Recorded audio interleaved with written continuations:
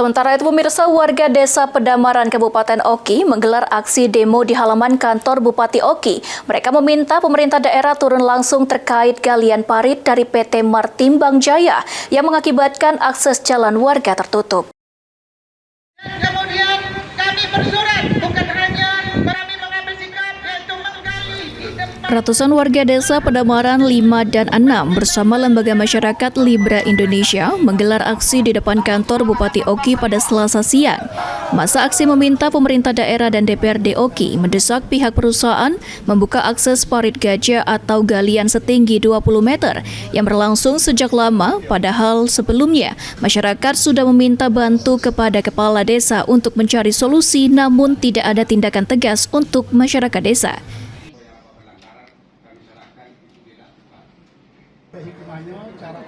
Salah satu warga, Indra, mengatakan galian parit tersebut mengakibatkan akses jalan warga tertutup sehingga masyarakat kesulitan membawa hasil pertanian mereka.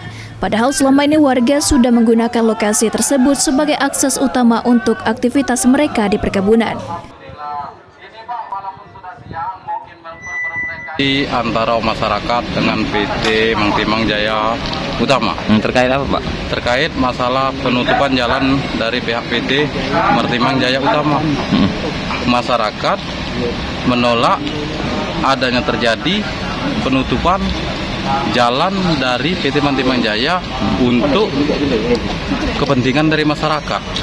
Jadi masyarakat asli pribumi itu tidak bisa dimanfaatkan oleh masyarakat dikarenakan PT Martimbang Jaya Utama menutup akses lalu lintas masyarakat.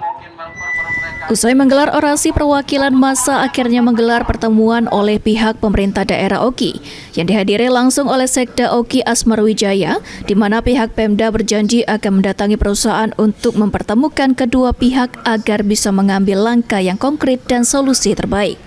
Novan Wijaya, PAL TV.